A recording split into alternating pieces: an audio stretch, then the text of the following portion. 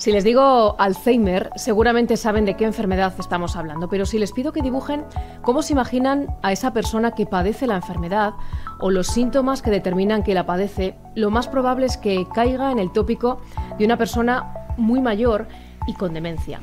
A pesar de que en España más de 900.000 personas la padecen, sigue siendo una enfermedad muy poco conocida, muy infradiagnosticada y como consecuencia con un tratamiento que empieza hasta 18 meses tarde. Puede que esto nos parezca lejano porque no la padezcamos o no conozcamos a alguien que lo sufra. Pero se estima que de seguir así la situación, en 2050 los casos de Alzheimer aumenten en un 66%, llegando a afectar a más de 3.600.000 españoles. Hoy en Salud en la Onda damos luz al Alzheimer, la enfermedad olvidada. Onda Cero Podcast presenta Salud en la Onda.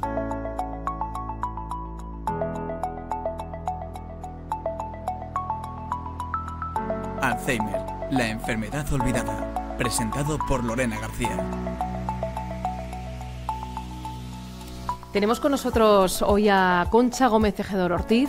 Ella es secretaria de la Asociación de Familiares de Afectados de Alzheimer de Alcobendas y de San Sebastián de los Reyes y además familiar directa de una persona con Alzheimer. Tu marido tiene Alzheimer. Concha, muchísimas gracias por estar hoy aquí. Muchas gracias a vosotros. Vamos a poner luz sobre esta enfermedad, decimos la enfermedad olvidada, y también hasta qué punto las familias de los pacientes con Alzheimer estáis olvidados.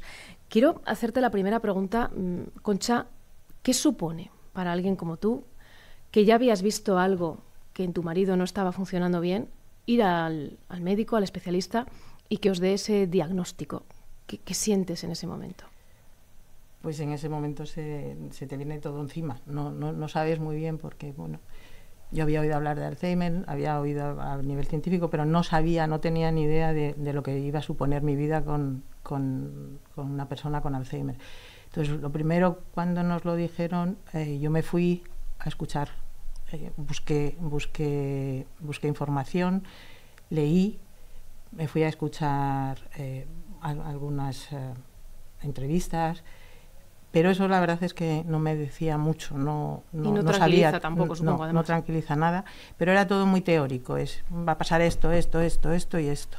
Yo lo veía todo tan lejano y tan difícil que no me podía imaginar. A mí me ayudó mucho ir a la Asociación de Familiares de Enfermos. ¿De la que tú ahora eres secretaria? De la que ahora soy secretaria, efectivamente, porque me encontré gente como yo, gente que tenía el mismo problema, gente que había llegado tan despistada como yo, pero que ya lo tenía mucho más asumido. Hay una cosa que luego supongo que lo volveremos a hablar, que es lo que se llama GAM, que son los grupos de apoyo mutuo en las asociaciones, y eso es fundamental. Yo ahí me encontré, pues mira, la primera, de vez en cuando todavía mi hija me lo recuerda, la primera cosa que escuché ahí que me ha servido muchísimo fue: si lo que os pase en casa, lo que haga vuestro familiar enfermo, no es él, es la enfermedad, ¿vale? Con lo cual, eso a mí me ha ayudado y me ha servido durante todo este tiempo, todo este recorrido, porque si hay algo, si en algún momento se pone mal o lo que sea, digo, es la enfermedad, Concha, tranquila. Incluso agresivo, entiendo. Incluso agresivo. También hay una cosa que me ayudó mucho cuando yo ya sospechaba, pero todavía no lo tenía diagnosticado. Un compañero de trabajo, no compañero directo, sino, bueno, pues por el trabajo teníamos relación. Y un día vino y me dijo: Concha, yo había visto cosas raras en él. Y dije, este chico está con depresión. Y vino y me dijo: Concha, te tengo que contar una cosa. Digo, ¿qué dice? Tengo Alzheimer. Me han diagnosticado Alzheimer. Digo, no te preocupes. ¿Con qué edad? Tenía 50 y algo. Sí, no me acuerdo exactamente, podían ser 57, 58, ¿vale? Y dice, pero no te preocupes, lo traigo todo apuntado, o sea, que te lo voy a contar todo. Y entonces traía todo para no olvidarse, todo lo que le habían dicho, todo lo que le habían hecho y todo lo que pensaba para el futuro, ¿no? Y yo le dije, bueno, pero dime, ¿cómo estás? Y me dijo, pues mira, yo estoy bien, pero lo que llevo fatal es que mi mujer no ha parado de llorar desde que me lo dijeron. Entonces eso a mí se me quedó grabadísimo, o sea, porque yo ya tenía la mosca detrás de la oreja y en el momento que nos dieron el diagnóstico, o sea, dije, nunca vas a llorar delante de él, o sea, tienes que ser fuerte y no le vas a suponer un problema, ¿no? Ahora que me dices esto, Concha, ¿quién cuida al que cuida? Porque claro, dices, yo voy a ser fuerte y delante de mi marido no me voy a derrumbar, él no me va a ver llorar. Luego me cuentas cómo estará tu marido, pero entiendo que hay un momento en el que él es plenamente consciente de la enfermedad. Pero ¿quién te cuida a ti? Porque, claro, tú has renunciado a tu vida, a tu carrera. Tú eres una mujer con estudios, formada, con tu carrera profesional. Has renunciado a todo por cuidar a tu marido. Sí. Pero tú tienes también derecho a llorar. Sí, pero intento no llorar. Pero no delante de él, ¿no? Desde luego no delante de él. Y además no quiero que mi vida sea de plañidera, no. A ver, yo creo que cuando dices ¿quién cuida al cuidador? Yo creo que lo primero es que nos tenemos que cuidar nosotros mismos, ¿vale? O sea, si no nos cuidamos nosotros, es difícil que nos puedan cuidar los demás. Entonces yo siempre digo, hay que cuidarse desde dos puntos de vista. Uno, físico, es importantísimo estar bien cuidado físicamente, porque a lo mejor... No descuidar el descanso, la buena alimentación... El descanso ya es más difícil, ¿vale? Yo he pasado de dormir 8 horas de media a dormir 5. O sea, el descanso es mucho más difícil. Yo esta noche, por ejemplo, a las 3 de la mañana estaba despierta porque mi marido se ha levantado, se ha hecho pis, he tenido que cambiarle, en fin, todas esas cosas. Quiero decir, el descanso es más difícil. Pero sí que cuando digo a nivel físico, por ejemplo, hay que ser conscientes de que va a llegar un momento que necesitas tener fuerza física, de hecho, porque vas a tener que moverle, vas a tener que vestirle, con lo cual tienes que yo me paso el día haciendo sentadillas, porque tengo que ponerme en cuclillas muchas veces para meterle el pantalón, sacarle el pantalón, cogerle los zapatos. Eso, si no tienes un poquito de preparación, te va a costar mucho más. Sin duda. Y luego, pues yo creo que hay que cuidarse psicológicamente. Importante. Entonces, salud mental. Salud mental total. Entonces yo, por ejemplo, para el año que viene yo ya estoy matriculada en 2 cursos de la universidad a distancia. De la universidad para mayores, perdona. Es verdad que yo creo que tenemos la suerte de que podemos aprovechar ahora las tecnologías. Entonces, si en otro momento tenías que ir a una clase de mayores, a lo que fuese, pues era la hora más los desplazamientos eran 2-3 horas, ¿no? Pues ahora yo me he apuntado a 1 hora semanal de 2 cursos. Dedicarte a tu autocuidado, ¿no? Tus momentos, claro, para ti. O sea, yo necesito pensar en cosas que no Evadirte. tienen nada que ver con la enfermedad de mi marido, o sea, que si ha comido, que si no ha comido, que si se ha hecho pis, que si no sé qué, no. O sea, tiene que haber algo más en tu cabeza. Que tu vida sea algo más que ser, claro, que ser cuidadora. Porque es que si no tienes eso, tú no le puedes cuidar, tú no le puedes ayudar. Totalmente de acuerdo. O sea, si tú te vienes abajo, es imposible. O sea, cuidarse para cuidar, me parece una máxima... Totalmente. Ahondando en esto, Concha, tú... ¿no te planteas que él vaya a un centro especializado donde sea atendido? Lo digo por el sufrimiento que supone para ti, o el trabajo constante, esa atención constante hacia él. A ver, yo tuve que dejar de trabajar, ¿vale? Porque hubo un momento determinado que se perdía constante. No, en ese momento no eran pérdida como tal, que ya os contaré, pero eran despistes, o sea, se desubicaba, entonces me llamaba constantemente. Oye, que no sé dónde estoy. Y entonces, bueno, pues al final, entre que si el teléfono, que si no sé qué, que dime qué ves, estoy en la M40 que pone no sé qué kilómetro. Y, ¿pero qué haces ahí? Me llamaba, oye, que estoy en el Corte Inglés, perdido, que no encuentro el teléfono, no encuentro el coche. Entonces, bueno... Son las señales de alarma. No, que llega un momento que dices, no puedo compatibilizar el trabajo, o sea, no me puedo concentrar en mi trabajo y estar pensando qué está haciendo, ¿no? Entonces, bueno, sí, yo decidí dejar de trabajar y dedicarme a él. En ese momento, o sea, tuve mucha suerte porque pude coger una excedencia y yo me planteé que la excedencia iba a durar el tiempo durante el tiempo que él me necesitara. Si un año, si dos, y luego a lo mejor le podía llevar a algún centro o tener a una persona, lo que sea. Pero pasa el tiempo y te das cuenta de que eso no puede ser. O sea, que él te sigue necesitando. Y muchos años después me sigue necesitando. Con lo cual, mientras yo pueda tenerle conmigo, no le voy a llevar a ningún sitio. Concha, para terminar, quiero que le lances un mensaje como familiar directa de una persona con Alzheimer, tu marido tiene Alzheimer, pero también como integrante de una asociación, por ese paraguas que dijiste que supuso para ti el tener la asociación a mano, esa mano amiga que sabe lo que es vivir con alguien con Alzheimer, ¿qué mensaje le darías a alguien que acaba de ser diagnosticado o a un familiar directo? Pues a los dos les diría que vayan a una asociación. Es lo que se van a encontrar más acogidos, más comprendidos y les van a ayudar a todos los niveles. Al enfermo, porque va a tener sus terapias, va a hacer trabajo cognitivo, que es muy importante para ir retrasando el desarrollo de la enfermedad. Al familiar, porque va a tener el apoyo. A mí fíjate, ¿sabes cómo me apoyaron? Me dijeron cosas que, por ejemplo, otra persona que estaba ahí me dijo, porque yo estaba desesperada porque mi marido fumaba, había provocado varios incendios ya en casa. Madre mía. Y me dijo, pero date cuenta de una cosa, que esto del Alzheimer tiene una ventaja fundamental, es que no se acuerda. Entonces, quítale el tabaco, ya no se va a acordar de que fuma. Efectivamente. O sea, a mí no se me había ocurrido, no me atrevía a quitarle el tabaco. Entonces, bueno, pues esas cosas que vas aprendiendo, esos truquitos y esos apoyos que vas viendo y ves que la gente está ahí, sigue adelante y yo les recomendaría muchísimo. Y luego también tienen mucha ayuda desde el punto de vista legal. Ya. Porque, bueno, pues hay cosas que hay que hacer, hay que pedir discapacidad, hay que pedir dependencia, y eso desde la asociación también se ayuda. Entonces eso yo lo recomiendo mucho. A ver, yo siempre digo, es una enfermedad que es de largo recorrido, normalmente, no siempre, pero es de largo recorrido.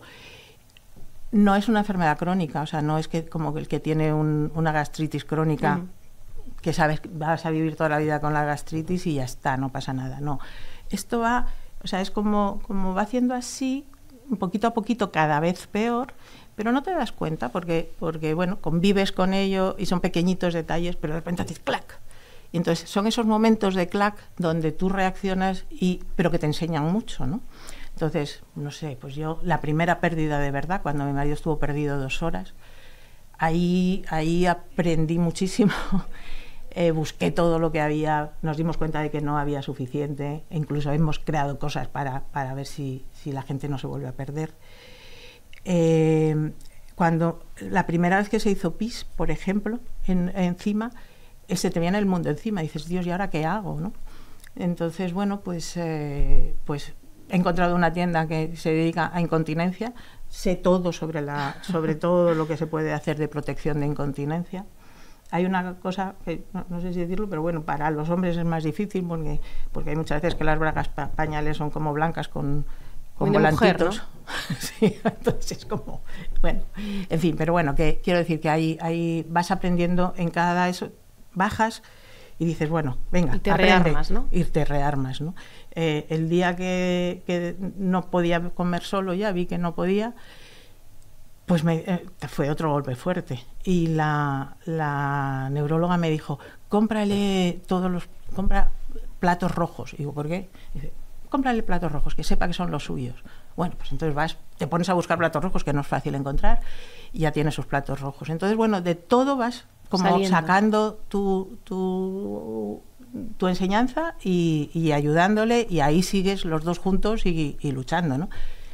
Ahora mismo tenemos otro bajón. Bueno, un bajón gordísimo es el día que no puede coger el coche. Eso es dificilísimo. ¿No? Entiendo, gestionar con él. No, es que no se lo puedes decir, tú no le puedes quitar el coche, pero sabes que no puede conducir porque se puede matar él o puede matar a cualquiera. Y es una persona que cree que o sea, lleva muchos años conduciendo, que cree que conduce fenomenal o que ha conducido siempre fenomenal, y de repente le dices, no, ya no vas a llevar más el coche. Y dices, entonces, bueno, pues me aproveché otra vez de aquello de se le olvidan las cosas. Entonces se llevó una hija al coche, y cuando preguntaba, digo, anda, ¿y dónde está? Pues, se lo llevó, sí, se lo llevó Carla, ¿te acuerdas? Pero ya lo va a traer, es que lo necesitaba. Entonces, bueno, poco a poco ya se le olvidó, ¿no? Entonces esas cosas. Y ahora tenemos otra, que es la disfagia. Ahora ya no puede tragar bien. Y entonces llevamos ya como 3 días o así a base de purés. está fenomenal y yo ya voy aprendiendo todos los purés cómo le puedo hacer los mejores y que vaya cambiando, ¿no? Que no vaya a comer siempre lo mismo. Entonces, bueno, pues de cada cosa, de cada momento vas aprendiendo y lo vas haciendo juntos. Tengo que dejarlo aquí, Concha, pero creo que... A ver, yo quiero mandarte decirte una cosa, que no se olvide nadie que son las personas que tú quieres, o sea, sea tu marido, tu mujer, tu padre, o sea, son personas que tú quieres y que ellos te quieren. Entonces, simplemente el cogerle la mano se le cambia la cara, mirarle a los ojos, o sea, es fundamental. Hablarle mucho. Yo le cuento cantidad de historias que estoy segura que ninguna... Cuéntale que has estado hoy aquí. Sí, hombre, claro. No, creo que no me entiende casi ninguna de las que les digo, pero no importa porque él sabe que le estoy dedicando mi tiempo. Y mi cariño y mi mirada. Entonces me mira y me dice mucho, mucho, mucho. Me está diciendo que me quiere. Entonces, pero que no se olvide nadie de eso, que son personas, siguen siendo personas. Y no son la enfermedad. O es lo que la enfermedad ha hecho de ellos, pero siguen ahí detrás del Alzheimer. Concha, un placer inmenso, de verdad. Muchísimas gracias. Gracias por tu testimonio y gracias por estar en esta asociación ayudando a otras personas. También estoy en FAFAL, que es la Federación de Asociaciones de Madrid, que también nos juntamos para... Es una luchadora, ¿eh? Mujer fuerte o de la saya. No llego a tanto, la verdad. Oye, que queda muy claro, ¿eh? el tipo de persona que eres y, vamos, luchadora y fuerte tenemos que hacer que la gente no se hunda con esto. Y sin perder la sonrisa, que eso es un plus. Gracias, Concha. Muchas gracias a vosotros.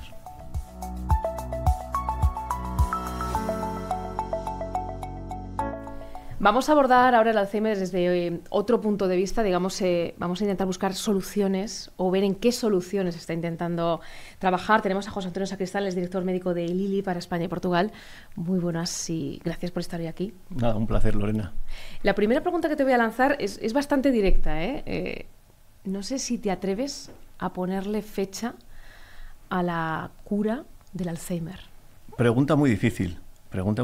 Nosotros que nos dedicamos a la investigación tenemos el sueño y la esperanza de que en 10 años aproximadamente sea posible diagnosticar precozmente a los pacientes, tratarles, que haya tratamientos eficaces y también ser capaces de prevenir la enfermedad, ¿no? Es un sueño y yo creo que estamos mucho más cerca de alcanzarlo. Se trabaja, evidentemente, en los fármacos, esa investigación va avanzando, pero ¿qué se espera realmente de esos fármacos? No sé si lo que se trabaja con el objetivo ideal de la cura definitiva o con paliar o frenar los síntomas y esa progresión de la enfermedad. Bueno, el Alzheimer es una enfermedad progresiva, deteriorante. Pararla es muy difícil. Lo que se trata con estos fármacos y lo que se intenta conseguir con los ensayos clínicos que se realizan es retrasar la progresión de la enfermedad. O sea, que el paciente durante más tiempo pueda ser autónomo y valerse por sí mismo. Yo creo que ese es el objetivo que tenemos que lograr. Es lo que se intenta medir, lo que se mide en los ensayos clínicos, en los estudios, y afortunadamente ya empezamos a ver también los primeros datos positivos de medicamentos en desarrollo que están logrando este retraso, ¿no?, en la progresión de la enfermedad, que yo creo que es muchísimo para los pacientes, para la familia y para el sistema. Podemos decir, por tanto, que hay esperanza, ¿no?, en esos avances que se están haciendo. Absolutamente. Hay esperanza, y hay esperanza, yo creo que gracias a la investigación, ¿no? Todos estos avances al final vienen de la mano de la investigación. El desarrollo de un medicamento es un proceso muy largo, ¿no?, y muy costoso. Son aproximadamente, la media son unos 12 años, más de 2.000 millones de euros lo que se tarda en desarrollar un medicamento en media. Pero en enfermedades neurodegenerativas, ¿no?, como el Alzheimer, el esfuerzo es mucho mayor, ¿no? Estamos hablando, por ejemplo, los casos de Lilly, ¿no?, la situación de Lilly. Llevamos más de 35 años, lleva la compañía investigando en Alzheimer. Fracaso tras fracaso. Y a pesar de ello no ha tirado la toalla, ha seguido investigando y bueno, comparado con lo que cuesta el desarrollo de un medicamento en tiempo, si decíamos que la media son 12 años, aquí, bueno, pues más de 35 años y en inversión económica unos 8.000 millones de euros, que es una cantidad enorme, es lo que Lilly ha invertido a lo largo de todos estos años, como digo, con muchísimos fracasos, aunque afortunadamente ahora parece que los resultados están más... No a fondo perdido, cerca, ¿no? Porque entiendo que de todo eso siempre se va aprendiendo. Siempre en investigación decimos que se aprende de los éxitos, pero se aprende también de los fracasos, porque se sabe qué vías son las que no hay que investigar, ¿no? Y estamos hablando de inversión económica, pero estamos hablando también de los miles de pacientes que han investigado, que han participado en la investigación de los ensayos clínicos. Gracias a ellos podemos tener esta esperanza. Concretamente, en los estudios de Lilly han participado más de 10.000 pacientes hasta ahora, desde esos 35 años, o sea que es un esfuerzo enorme. ¿Con qué ayuda o colaboración os encontráis? Porque vamos a hablar también del diagnóstico y ese diagnóstico excesivamente tardío que hace que la enfermedad, digamos, que vaya acampando a sus anchas durante años, que posiblemente sean claves. ¿Qué supone el hecho de que muchas veces esas investigaciones no tengan todo el amparo de la administración o de instituciones públicas que sería lo deseable? Hay que colaborar, ¿no? En el sistema sanitario y en el abordaje de estas enfermedades tan difíciles, la colaboración es esencial. Te refieres al tema del diagnóstico precoz y ese es uno de los graves problemas. El tratamiento, por supuesto, ¿no? Necesitamos fármacos eficaces, pero el diagnóstico precoz es esencial. Ahora mismo se calcula que entre el 50 y el 75% de los pacientes con Alzheimer no están diagnosticados. ¿El 50%? Más del 50%. Y desde que empiezan los primeros síntomas hasta que se diagnostica la enfermedad pasan 2 años. En media. Entonces, es un tiempo precioso, porque lo que hay que hacer es diagnosticar pronto a los pacientes, como decía antes, para intentar mantener esa situación de autonomía el máximo tiempo posible, ¿no? Entonces, creo que es esencial no pensar, como muchas veces se cree, que los síntomas del Alzheimer son síntomas, bueno, pues son síntomas de la edad, ¿no? Se quita la importancia. Y no, o sea, es una enfermedad grave que hay que diagnosticar pronto y el sistema sanitario tiene que estar preparado, ¿no? para ese diagnóstico temprano. Dices, es una enfermedad grave y, ojo, no solo de personas mayores, porque normalmente es verdad que tendemos a pensar que todo lo relacionado con el Alzheimer es de gente ya de determinada edad, pero no es verdad. Tenemos pacientes muy jóvenes, con edades muy tempranas, que es además donde más avanza el Alzheimer, ¿no? Exacto. No hay una norma fija porque cada paciente es un mundo distinto, ¿no? Pero la idea esta que tenemos, ¿no? De que es a partir de los 60 años y a partir de ahí es cuando aumenta la prevalencia, es cierto, ¿no?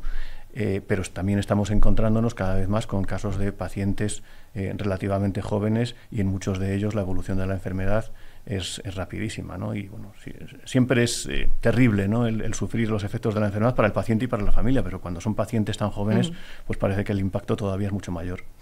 ¿Qué deberíamos hacer o desde el sector más especialista, de quienes estáis analizando, investigando el Alzheimer e intentáis buscar esa solución?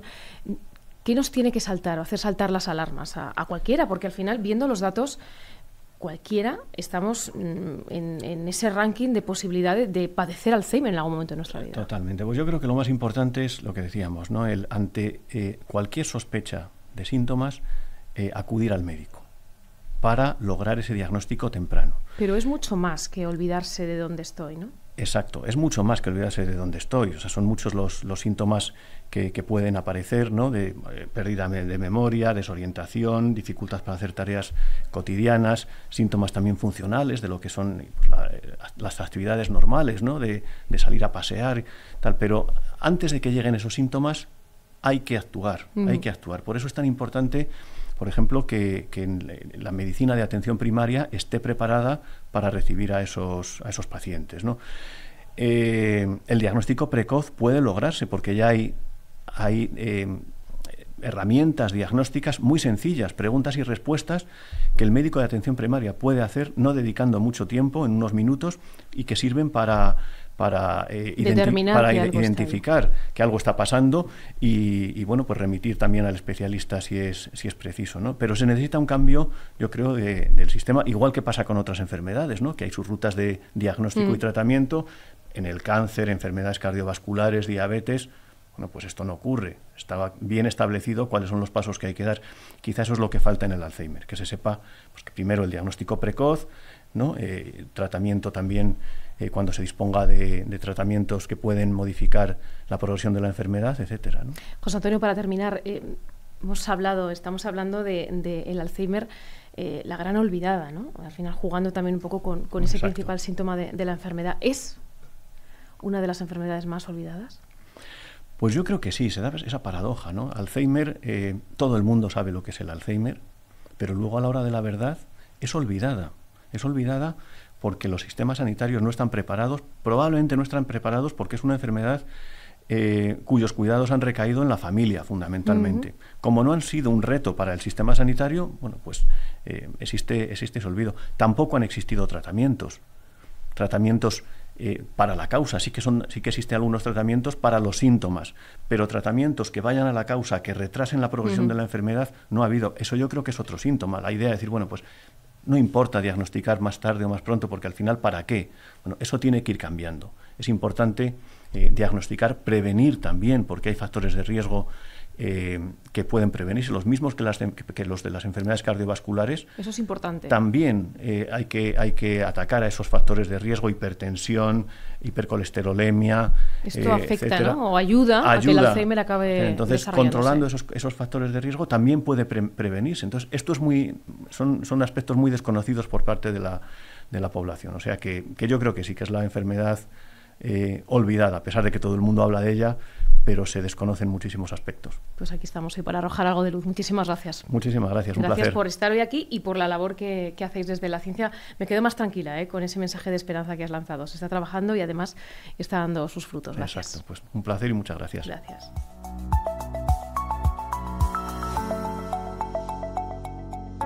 Decíamos al principio que queríamos arrojar luz sobre el Alzheimer y es imposible arrojar luz si no tenemos a un paciente con nosotros. Y Ildefonso Fernández, bienvenido. Gracias. A Salud en la Onda, hablando de Alzheimer, hablando de una enfermedad que padeces. Cuando alguien recibe ese diagnóstico, ¿qué es lo que siente? Pues te puedes hacer una idea. Es que el Alzheimer es una enfermedad que tiene un estigma en esta sociedad inmenso. Yo tenía ese estigma, yo no sabía lo que era Alzheimer. El día que recibí el diagnóstico en la consulta, estábamos mi hermana, mi mujer y yo.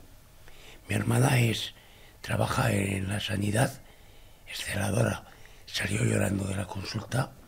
Mi mujer empezó a llorar y yo fui el que me quedé un poco más entero, pero la verdad destrozado. ¿Qué piensas? En 3 meses no conozco a nadie, ni a mi mujer, ni a mis hijos, ni a mi familia. Y fueron días muy difíciles después. Yo tenía 57, aún no había cumplido 58 años. Muy joven. Esto lo digo por concienciar, ¿no? Porque tendemos a pensar en Alzheimer, una enfermedad de alguien mayor. Sí. No es el caso, evidentemente. No, pero es lo bueno hoy. Gracias a Dios, yo he sido diagnosticado tempranamente. Y te voy a explicar a lo largo de la entrevista porque esto es básico. Eso es uno de los puntos clave del Alzheimer. Totalmente. Dices, en mi caso fui diagnosticado pronto. ¿Qué supuso ese diagnóstico temprano? Pues, como te estaba diciendo, supuso, es decir, se acaba mi vida, un hijo haciendo un máster, el mayor, y una hija empezando biomedicina en la Universidad de Barcelona. Date cuenta el dinero que costaba eso y yo decía, se va a perder la oportunidad de mis hijos por lo que hemos luchado toda la vida, por lo que han luchado ellos. Y entonces te quedas, pues, pero es porque no entiendes la enfermedad. ¿Pero qué supuso eso para mí? Pues supuso 2 cosas, que aún no escuchando el diagnóstico a mi neuróloga decir, vete a AFA Rioja, la Asociación de Enfermos de Alzheimer, yo salí de allí que no, pero ella se dio cuenta. Y en vez de citarme a los 6 meses, no habían pasado 2 meses y ya me mandó volver otra vez a su consulta. Y la primera pregunta al entrar, yo creo que fue la única de aquel día. ¿Has ido a AFA? No. Sal de aquí y vete ahora. Voy a llamar a AFA de aquí a 1 hora y si no has ido voy a ir a buscarte a tu casa y te voy a llevar yo. Ahí se dio cuenta de... la doctora tenía muy claro que hay que arroparse, ¿no? Empatizar, arropar. Y se dio cuenta que en esa consulta yo, pues toda salimos de allí, nada, mal. En shock, pero bueno, es normal. Claro. Y entonces yo llegué ese día a AFA, día que llegué a AFA, y ahí trabajan terapeutas, psicólogos, la directora, todas las asistentes que tenemos allí. Y esa gente conoce... Otros pacientes, otros familiares. Otros cantidad de pacientes familiares. Y ahí conoce todo el mundo la enfermedad, sabe lo que es la enfermedad. Y ese día empecé a entender que me quedaba mucho tiempo, que lo que tenía que hacer era trabajar Y es lo que llevo haciendo. Trabajar con terapias 3 días a la semana, con psicólogo 1 día a la semana. Aprendo a comportarme, porque esta enfermedad te cambia el carácter, pero si tienes una persona que te ayuda a saber cómo tienes que hacer cuando tienes un arrebato, tienes tal, pues lo llevas a cabo. Y las terapias hacen que no olvides. No voy a aprender nada nuevo, pero bastante es que no olvide parte de lo que ya tengo, que tengo mucho aprendido en esta vida. Y de eso se trata. Y después de 7 años, hoy puedo estar aquí contigo. 7 años del diagnóstico, Ildefonso. Lo digo porque, claro, piensas, 7 años. La idea que tenemos es que el Alzheimer en 7 años el avance es galopante y posiblemente hoy tendríamos aquí a alguien que apenas se podría comunicar conmigo. Claro. Y tú eres el ejemplo vivo, claro, de que si se trabaja, claro, se puede luchar contra la enfermedad. Lo malo hubiera sido si el diagnóstico hubiera sido ahora. Yo ya no estaría. Las terapias ya no me hubieran hecho efecto. Cuando una persona se le diagnostica Alzheimer en una fase de estado cognitivo deteriorado, las terapias no funcionan y no funciona la persona en sí. Por eso es tan importante invertir en detección precoz. Y la ciencia ha avanzado. Ahora lo que hace falta es, pues, que los médicos de familia tengan tiempo en la consulta, que tengan medios. Porque el medio de detección sigue siendo un mini-mental que se llama, que tiene 50 años. Hay que actualizarlo. Que no está adaptado. Que la gente de antes le mandaban pintar un reloj y el que no, pues la gente, en cuanto perdía un poco de estado cognitivo, no sabía pintar el reloj. Pero ahora, ¿quién no va a saber pintar un reloj? Cuando yo no sepa pintar un reloj y poner las 12, ¿cómo estaría? Eso es. ¿En qué grado estará ya la enfermedad? Todo el mundo hacemos estudios, todo el mundo hemos avanzado y antes no era así. ¿Cómo es el día a día de una persona como tú, Ildefonso, en ese ganar el día a día al Alzheimer? Porque al final tú le vas ganando días, podemos decir, a la enfermedad. Pues mira, el mejor día a día para un enfermo de Alzheimer en mi estado es no pensar que tengo Alzheimer. Me levanto, hago mi vida, trabajo, voy a mis terapias, con mi mujer hago las labores en casa, nos vamos a comprar. Una vida normal, vaya. Una vida normal. Y encima he tenido la gran suerte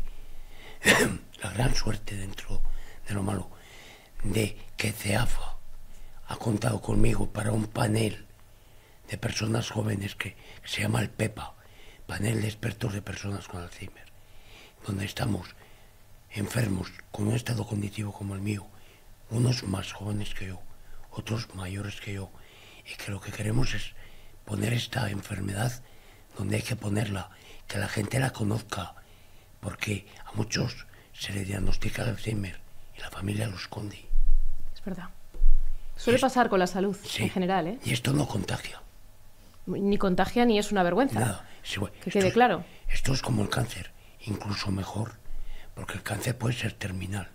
Esto si te lo diagnostican temprano, no se termina con el diagnóstico. Hay años y va a llegará, pero queda mucho.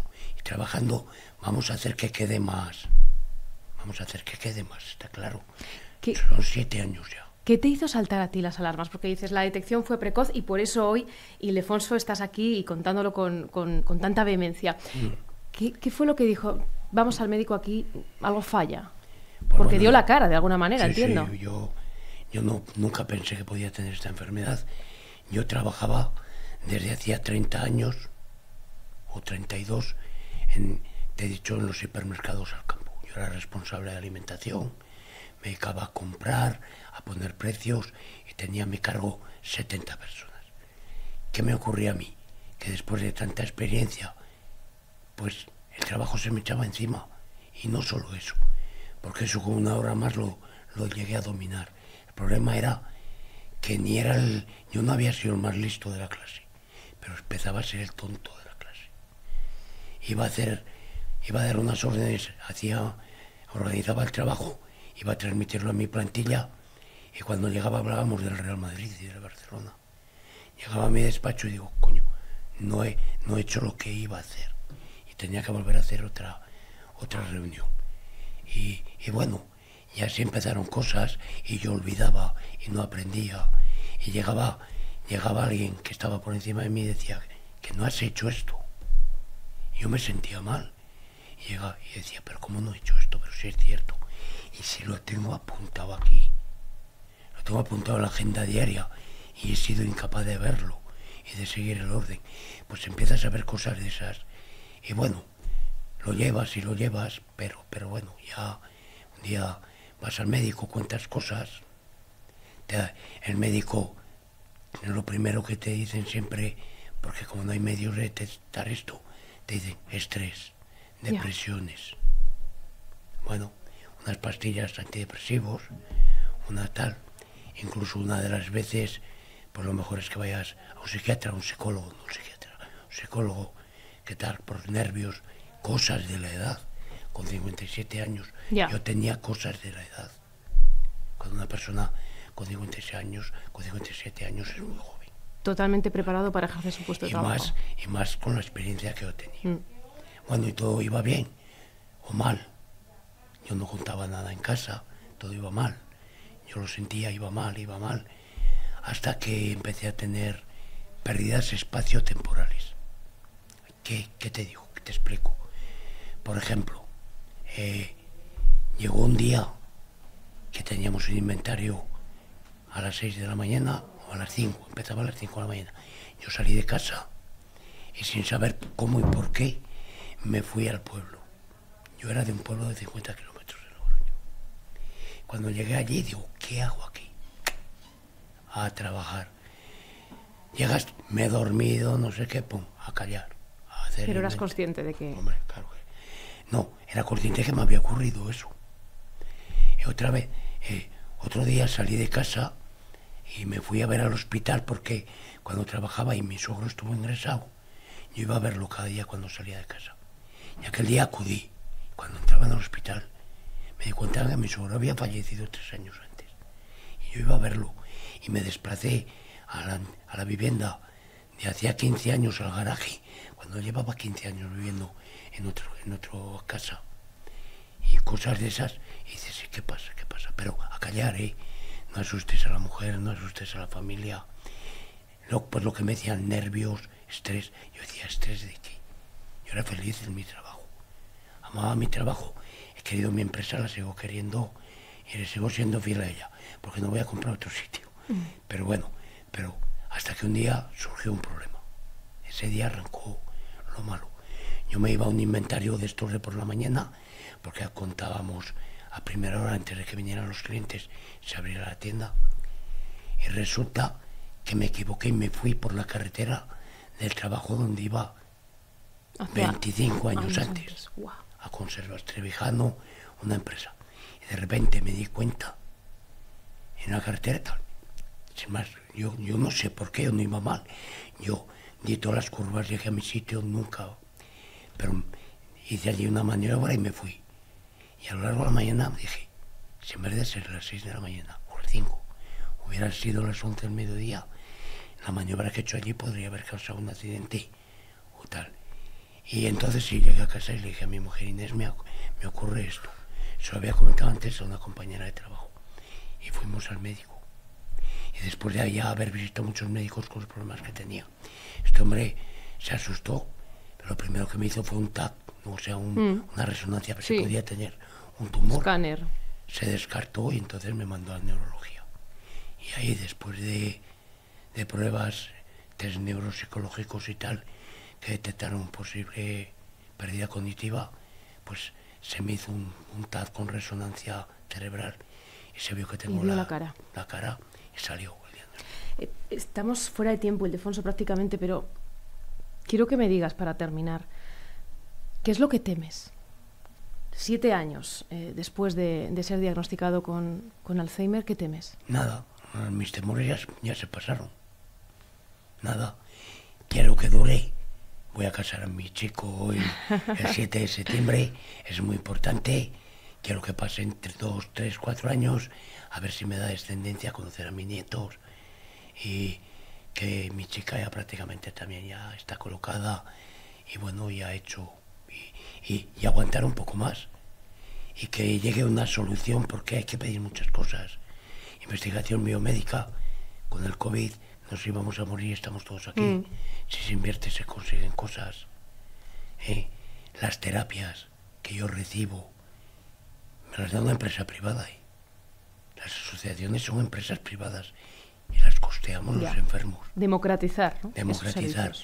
Y las mismas oportunidades para todos. Porque yo soy de Logroño, pero tengo compañeros con Alzheimer que viven en la provincia a 100 kilómetros y 3 días a la semana son 300 y 300 de vuelta a casa, 600 por 4, 2.400 y lo costean de su bolsillo.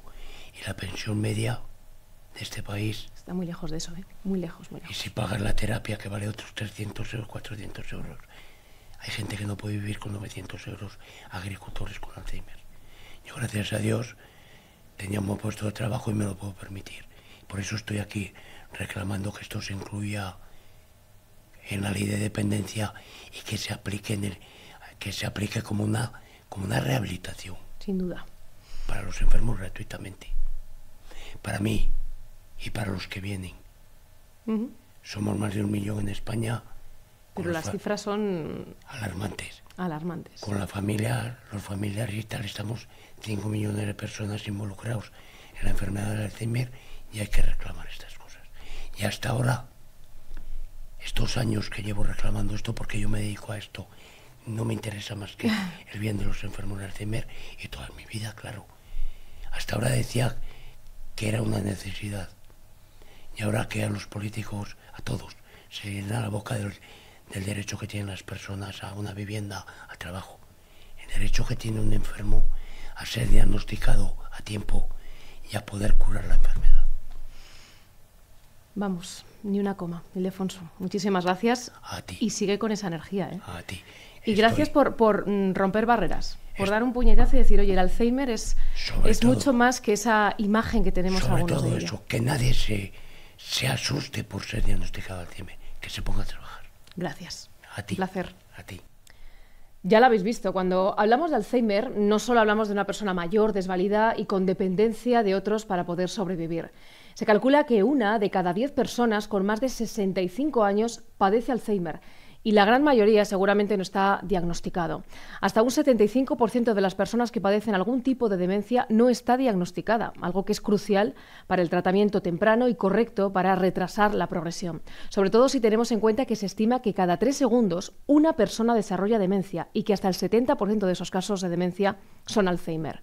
Teniendo en cuenta que cada vez envejece más la población, estamos frente a una gran pandemia con un importante reto, conseguir un diagnóstico temprano y de precisión, algo que políticamente se ha puesto por escrito, pero que la realidad que viven pacientes y cuidadores es muy distinta.